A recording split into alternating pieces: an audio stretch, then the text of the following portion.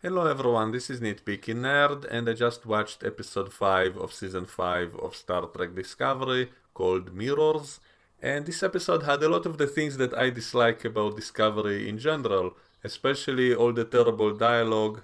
There are a lot of cringy parts about that whole backstory of how Shin-Hoti met Skrull and how they fell in love, and the dialogue and the way they act feels as if it was all written by some teenage girl, or if it's aimed for teenage girls, like a soap opera kind of thing, and that was absolutely terrible.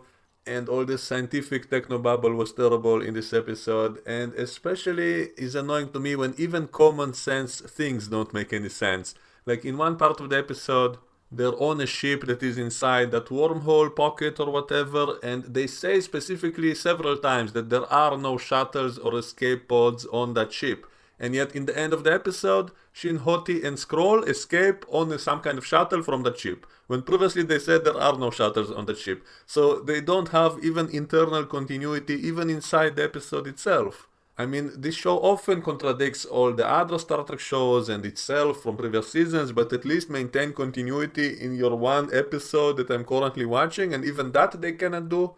So that is absolutely ridiculous. And there are a lot of little things that annoyed me as well. For example, we have that scene of them seeing a wormhole on the screen, and it does look kind of similar to the Bajoran wormhole and other wormholes we've seen in Star Trek. So at least visually it's okay, but which character from all the new ones do you think they picked to ask the question, what is that, when they see a wormhole? So from all the new crew members, they picked the Bajoran one to ask that question. And that immediately pissed me off so much because, from all of these characters they could have put that line on, they picked the Bajoran one to ask it. So do I even need to explain why is that so ridiculous? I'm sure all of you who know Deep Space Nine will know why, because, it's such a big part of Bajoran culture and their main and only religion. The wormhole is such an important part of it, so I'm sure every single Bajoran will know about the wormhole and how it would look like. So from all these characters, they picked the Bajoran one to ask the question, hey, what is that space phenomenon? Like, it's the literal opposite of what should have happened in the scene. She should have been the one to say, hey, it's a wormhole, because it's like very similar to the main thing in my religion of my entire people.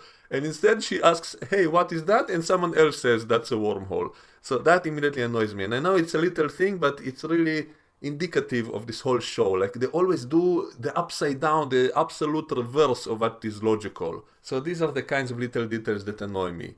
Also, they finally reveal how the Breen look like, and a lot of people guessed it that Skrull is actually a Breen without his mask, without his refrigeration suit, which I guess they didn't ever have to wear, like they only wear it because it allows them to be in kind of a jelly mode inside of it, but they can actually be without it, and then they just become like normal humanoids, which they don't want to be, I guess. That's the explanation, I guess. And a lot of people guessed this twist even from the first episode of the season when they first showed Skrull unmasking. We saw that his face was a little bit weird and kind of liquidy before he became normal after unmasking in the first episode of the season. And since the Breen were being mentioned all the time, so a lot of people put two and two together and said that Skrull is actually a Breen. And I didn't want to believe it because there was a specific scene, I think in episode 2 of this season, in which they said he's from an unknown species. And also, at no point did we ever see him needing to cool himself down and all of that. And so, because of it, I didn't think it's going to be true because it kind of contradicts what we know about the Breen, that they have to wear refrigeration suits. They never said they have the option of wearing them. They always said in Deep Space Nine that they have to wear them. I know there was a line by Wei-Yun who said that their home world is not actually a frozen wasteland like everyone assumed previously, but we did always see the Breen always wear those suits. Now, there were a bunch of fan theories about why they have to do it, and some of the theories say that there are more than one species, that it's actually kind of a confederacy of several species who all wear the same suits to kind of hide their identities so there will be no racism between them, and that's why they use that garbled voice so that they don't know what is the original language they're talking in, and so they're actually a collection of different species. But again, it doesn't really fit with what was mentioned numerous times in Deep Space Nine, that they have to wear refrigeration suits, and there were lines such as, if anyone knows how to keep things cold, it's the Breen. And so I don't buy the excuse that it's just some kind of cultural thing. They choose to be in those suits, kind of like the Mandalorians in the new Star Wars Mandalorian show, which is kind of a ridiculous idea. Oh, they cannot show their face for a cultural reason, and that's it. I think it's kind of less interesting than the biological excuse that they just have to be called, kind of like Dr. Freeze in the Batman universe. So it's just kind of a cooler idea, no pun intended, that they have to remain cool all the time because they come from a frozen planet, or they did some kind of genetic experiment on themselves which forces them to keep cool at all times. And also it was kind of ridiculous that centuries after Deep Space Nine, no one in the Federation yet knows what a Breen looks like, and so when they talked about Skrull in previous episodes, they said he comes from an unknown species, he's a mystery. So you're telling me that even up until now, no one has ever unmasked a Breen, no other Breen has ever defected and escaped from his species, and no one knows anything about them, like there are no spies who ever went to try to find out more about them. I mean, even Kira in Deep Space Nine once stole a suit from a Breen to wear it, so she must have seen what a Breen looks like. And so how can you say now, centuries later, that no one has yet ever seen a Breen? So that is the reason I didn't want to believe that this Skrull guy is actually a Breen, but apparently that is the big surprise. But the way they revealed it was very anticlimactically, and that is also kind of a missed opportunity, because it could have been a great scene of seeing a Breen remove his mask and showing his strange face, which I always imagined it has to be something so exotic, especially since we waited decades to find this out. Like, it's been such a mystery for so long that it better not just be just a normal humanoid species. It better be something a little bit more interesting, otherwise it will kind of annoy us that we waited so long for this mystery to be revealed, and then it's not a big deal at all. So that will be annoying. And so the way they revealed it is simply when Shin Hoti said there is some kind of blood bounty on their heads by the Breen. She used a specific word, and then Michael hears it, and then she immediately says, "Oh, so you're a Breen." And that's it. That's the reveal. Oh, so he's a Breen because there's a blood bounty on him. The funny thing is that I think in Deep Space Nine they said that the Breen don't have blood, and yet here they said they have a blood bounty, so maybe it's a figure of speech. But later in this episode she also accidentally stabs Skrull, and then he's bleeding from his belly. So, oh, so they do have blood apparently. So they kind of explain it that the Breen have kind of two modes that they can be on. They can be like a normal humanoid, a solid, who doesn't need a refrigeration suit apparently, or they can be in their other form, which is more gelatinous, but then they do have to wear the refrigeration suit to be in that state, I guess. Maybe that's why the founders wanted to make an alliance with them, because they're kind of gelatinous like them. Maybe that can explain it, I guess. But why would they want to be in that state all the time? Like, it's not yet properly explained. Maybe they'll do something more with it later on, I guess. Maybe they can say that if he stays in this shape for too long, he cannot revert back to the other shape or something. Then it can be like the Little Mermaid story, like, oh, he has to choose if he can remain with his own species or go with the love of his life, but then become a normal humanoid and not a gelatinous creature or whatever. But they don't seem to even do that, like, because we've seen earlier that he can still shift to the gelatinous mode. We saw that in the first episode of this season. And why cannot he simply have a refrigeration suit for himself to be in whatever state he wants? And so it doesn't really make any sense. What's the point of any of it? I'm not sure.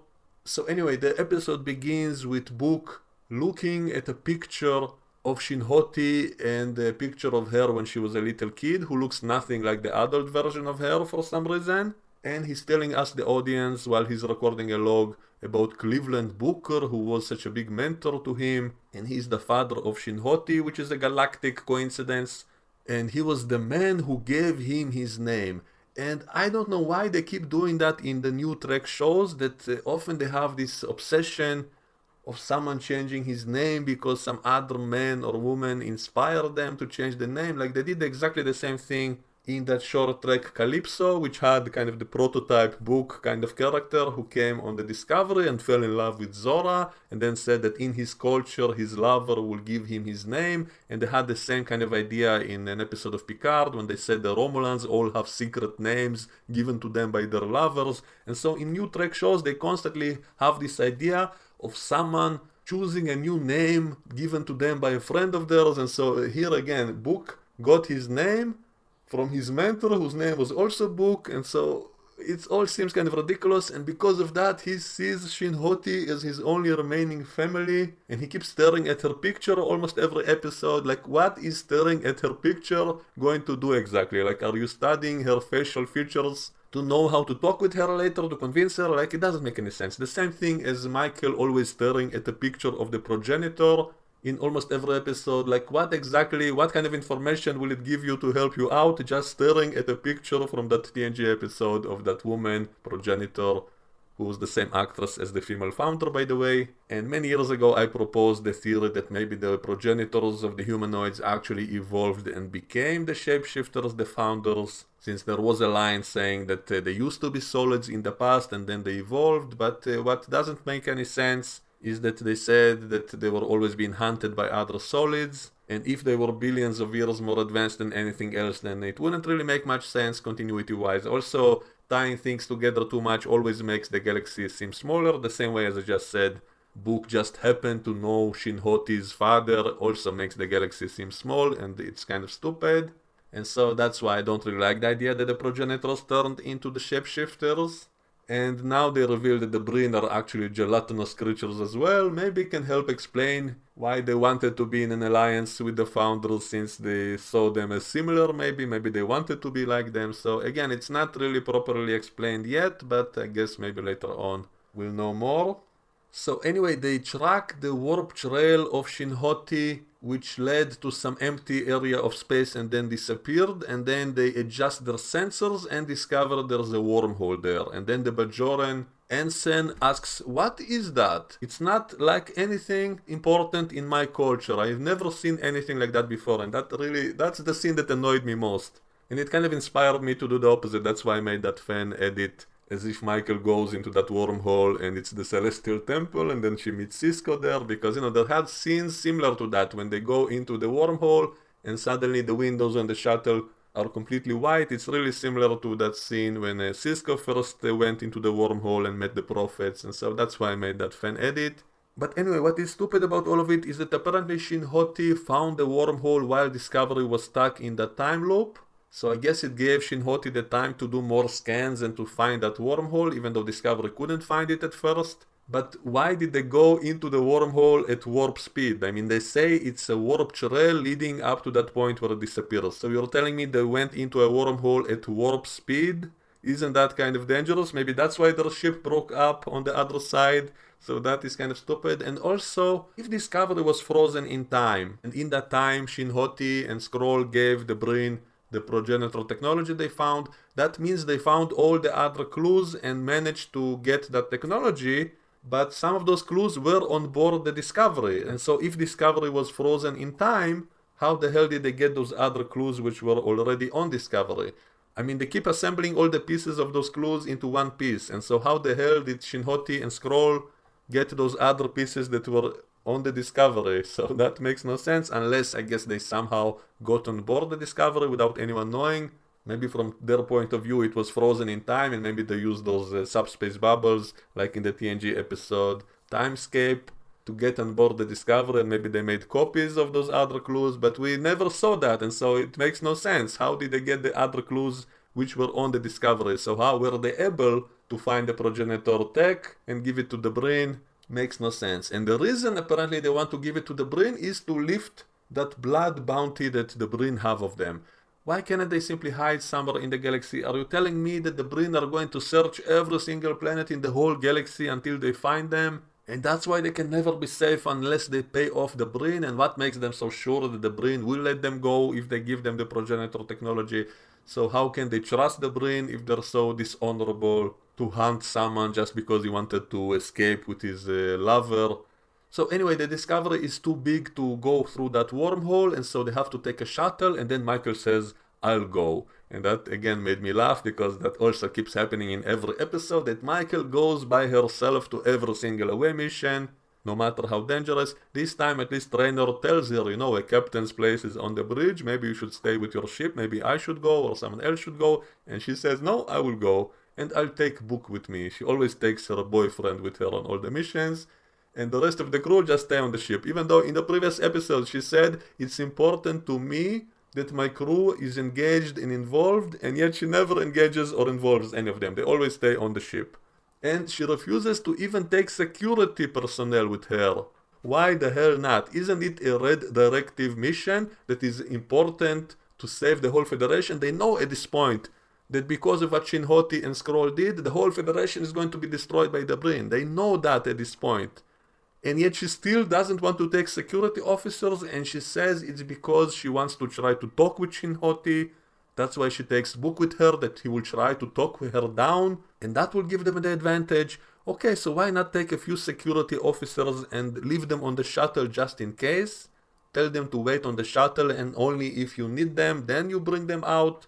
You can first try to talk with Shin Hoti, even though it doesn't make any sense. Why not simply stun her and capture her and then talk with her later? Why cannot you simply solve the crisis first to save the Federation, to stop Shin Hoti from interfering, and then you can talk with her? Like, why not take a few security officers? It makes no sense if you actually think about it.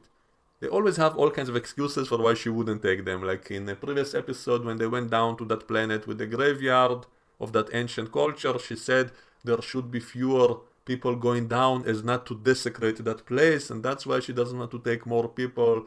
And I get the excuse that they don't want to simply do that old trope of bringing down a bunch of red shirts who will all get killed off by enemy fire, leaving only the main characters. So I kind of get that they're trying to avoid that, or maybe they want to save money, I don't know, but it's kind of getting ridiculous how she never takes any security officers with her, even when it's such a vital mission to save the whole Federation. She says, oh, no need, I will go alone only with Book, and Book will simply talk with Shin Hoti. If I bring any security officers, it will scare them off and then they will not listen to her.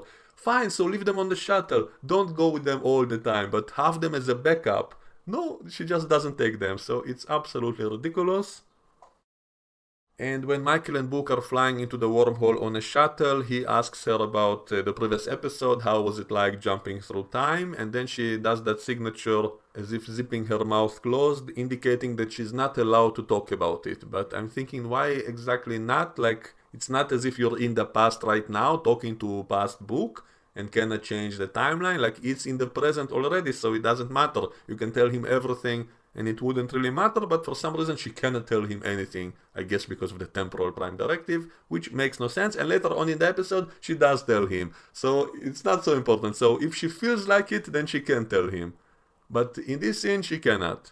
So they go to the other side of the wormhole and they see a bunch of debris, including of Shin Hoti's ship, which was breaking apart, and then they find another ship, which is the ISS Enterprise, the Mirror Universe TOS Enterprise, which looks like the one from Strange New Worlds, which somehow remained intact in this region of space despite all the debris around it. And so Shin Hoti's much more advanced ship somehow broke apart immediately after entering this region of space, but this ship, which is much older, was there for centuries without problem.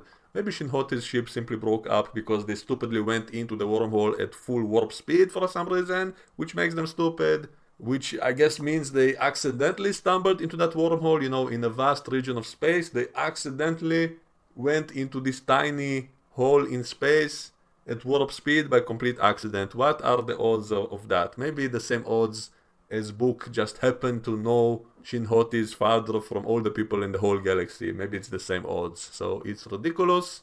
So anyway, they're going over this old Enterprise from the Mirror Universe, which looks exactly like the one from Strange New Worlds, which allows them to use the same sets and all of that. But it's supposedly the Enterprise after the events of the Mirror Universe episode of TOS, in which in the end of that episode Spock was convinced by Kirk from our universe to make reforms in the Empire, to try to make the Empire better, which obviously failed, but the Enterprise apparently picked up a bunch of refugees who wanted to leave the Empire and tried to take them to our universe.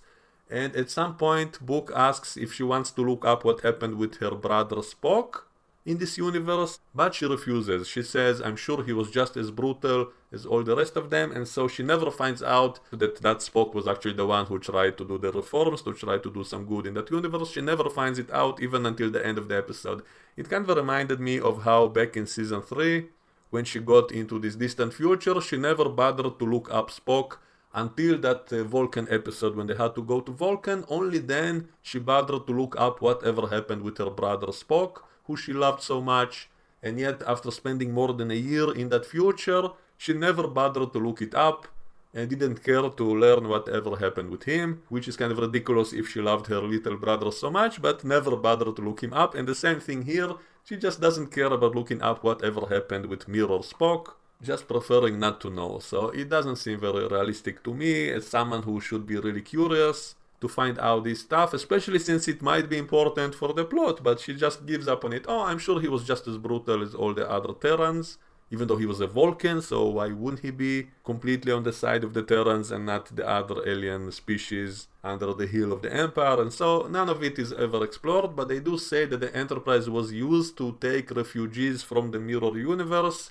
into our universe, where they can have freedom and a better life and all of that, and somehow the Enterprise itself stayed stuck on the other side of that wormhole, and somehow that wormhole remained stable for so many centuries after that. And in Deep Space Nine they always said wormholes are unstable unless they're artificial, so it doesn't really seem to fit what we see here. And they say something that because of the burn, it somehow caused this wormhole to keep opening and closing, and that's why it's really dangerous to go through it. So I guess it wasn't as dangerous when those scientists hid the clue on the other side of this wormhole on this ship among all these other debris, which somehow the ship survived for all these centuries and it still has power on. So anyway, they go to sickbay where they find Shin-Hoti and Skrull, and they see they have multiple holographic doubles of themselves because there are holographic emitters in sickbay. I guess it's the mirror universe, so it doesn't have to be the same rules as in the Prime one, because in the Prime one, Pike said he doesn't like holograms, they scare him because they look like ghosts, and they have some technical issues, and so he commanded to rip out all the holographic technology from the Enterprise, and the Enterprise never repaired it, I guess. That's why the Prime Enterprise doesn't have any holograms. That's their explanation, but in the mirror universe, I guess that excuse wouldn't apply, and so I guess it's possible they had holograms advanced as this in the mirror universe, especially if it was a few years after the time of the original series.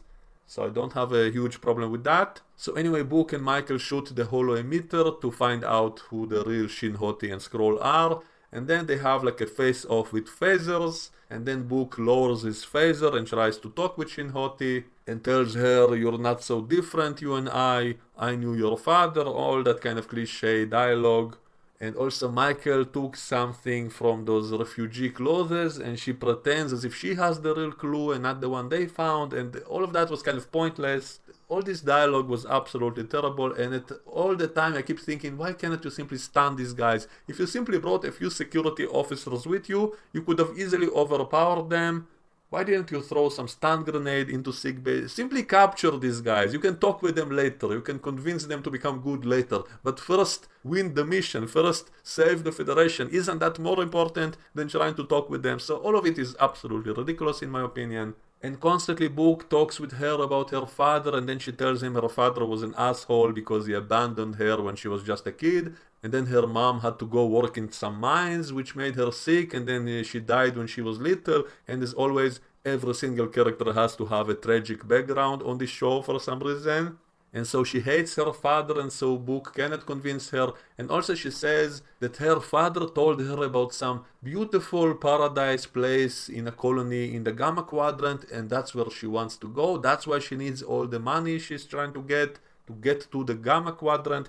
So cannot they offer to give her a lift on the Discovery in 1 second to the Gamma Quadrant? Wouldn't that be an easy solution? Would the Breen find them so easily in a whole galaxy if they simply hide out in some distant part of the galaxy? So why do they need to pay the Breen to get there? So none of this makes any sense at all if you actually think about it. And so Book is unable to convince her of anything. And then Shin Hoti starts tinkering with some console and Book tries to warn her, but she keeps doing it. And then she accidentally activates all the explosives in all the consoles on the bridge, which kind of made me laugh because, in all the Star Trek shows, there were always explosives inside all the consoles in the bridge. And so here she activates all of them simultaneously by accident, I guess. And then Michael and Skrull have a fight, and of course Michael easily beats him up, and it's kind of funny, like at one point she kind of grabs his arm and it's kind of painful to him, but isn't he made from a gelatinous material and doesn't have any bones, so why is it so easy to beat him up like this? I guess because he's not refrigerating himself, that's why he's solid right now.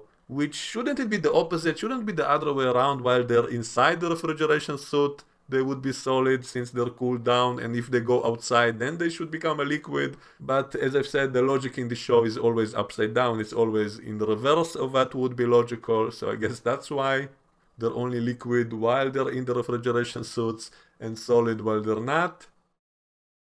So she beats him up and he accidentally gets stabbed and then is bleeding from his belly, and then Shin Hoti arrives and thinks Michael did it, and so once again they are against each other. And we have a few flashback scenes of Shin Hoti remembering the first time she met Skrull, when she was smuggling dilithium to the Breen, and she made some kind of deal with him because he comes from a royal family, but he is kind of an outcast. He was demoted to do guard duty in the shuttle bay, and she keeps talking like a teenage girl, and they're kind of flirting together in a kind of a violent way because he kind of throws her around and she's liking it, and so they keep flirting with each other. And I guess there was some time jump since they seemed awfully familiar suddenly in the next flashback scene, and they're flirting and they're hiding right there between all these containers in the shuttle bay, and I keep thinking they will get caught very easily, like you do it in front of everyone. And she asks to see his face, and then he reveals his gelatinous face to her. And then later we see his uncle, who is the commander of the ship, I guess, came there and caught them, and then said, how dare you associate with a lesser being. So I guess the Breen are actually xenophobes and racist against all other species. And they talk a little bit about them having two faces. One is a solid one, I guess, and one is the gelatinous one, which they have to refrigerate, which, as I said, should really be the other way around, but whatever. And then the uncle gives the Skrull a choice, that he can redeem himself if he kills Shin Hoti, and gives him a gun, but then Skrull decides to shoot the other Breen to save Shin Hoti. And that scene kind of reminded me of a scene from the Orville when Isaac was given the same choice by Primary to kill that kid to prove that he's loyal to the other Kaylons, and then he decides to kill the other Kaylons and save the kid. And so we have the same kind of scene here when Skrull decides to kill the other Breen to save his new girlfriend. And he doesn't kill his uncle, he only shoots the uncle in the shoulder because his uncle raised him, he's his family, so he cannot kill him. And that's why they have this blood bounty on their heads. That's why the Breen will be hunting them on every single planet in the galaxy, I guess. And the only way to prevent it is by giving the progenitor technology to the Breen to make them even more powerful. How does that make any sense? I don't know. And back on Discovery, they keep trying to make contact with the other side of the wormhole, and we see the new no response guy constantly saying there is no response, no signals can get through that wormhole. But then Michael manages to fire a tractor beam from the Enterprise through the wormhole, so a tractor beam can pass through the wormhole while signals cannot, and she uses the tractor beam to send a signal by blinking it in a Morse code, I guess, to Raynor so that he can recognize some verse which he memorized from some book in his culture, because she's so brilliant, she remembers every single detail. And then Tilly and Adira invent some convoluted technobabble to try to widen that hole so that a bigger ship can pass through. And then Michael and Book pilot the Enterprise out of that wormhole. And then, get this, even though they said previously that the Enterprise doesn't have any shuttles or escape pods, and their own shuttle got lost, and Shin Hoti's ship was destroyed, and so obviously they don't have any way off the Enterprise, right? Otherwise they would have no need to widen that wormhole to get out. If they had any other way. They specifically said a few times there is no other way, that's why they have to take the bigger ship through the wormhole somehow, which was very risky It was almost fatal, and yet after that is successful, suddenly Shin Hoti and Skrull escape the Enterprise on some warp-capable shuttle which was on the Enterprise, which previously they said there wasn't any of them on the Enterprise, and so suddenly there are. And only then they escaped the Enterprise on a smaller shuttle and then went away at warp speed, and they cannot track them again. Even though they're on a centuries-old ship. I mean, it's a shuttle from the Enterprise, which is 800 years old. And yet they are unable to track them or stop them with much more futuristic ships which they have now. And even with Discovery's spore drive, they will once again be unable to track down or find Shin Hoti and Skrull. So this is absolutely ridiculous in every way. But at least Michael got the next clue when she beat up Skrull. She took some vial, which was the clue. And then they're analyzing it, and we still don't know the answer what is it leading to. So we don't yet have any actual progression of the bigger story arc. So all we really had in this episode was the reveal that Skrull is actually a Breen, and that the Breen are some kind of gelatinous creatures inside those masks, but they don't have to be if they don't want to. They can be like any normal humanoid, so they don't have to refrigerate themselves if they don't want to. And apparently no other Breen has ever escaped their society until now. Since when they were studying Skrull, they said he comes from an unknown species and he's a total mystery. So apparently no one ever found out anything about the Breen. Even 800 years after the end of Deep Space Nine, the Federation still doesn't have a clue about the Breen. They don't know what the Breen are on the inside of their suits, which is absolutely ridiculous. And so Skrull was the only Breen who ever left their society, and it was because of love. And the whole love story between Skrull and Shin Hoti, and the dialogue they used, and the way she talks like some teenage girl of today, is absolutely terrible. So I think this was the worst episode of this whole season, maybe one of the worst episodes of the whole show. So that's all I had to say about it for today. Let me know what you think and we can discuss it in the comments below. And I will see you all next time. Bye bye.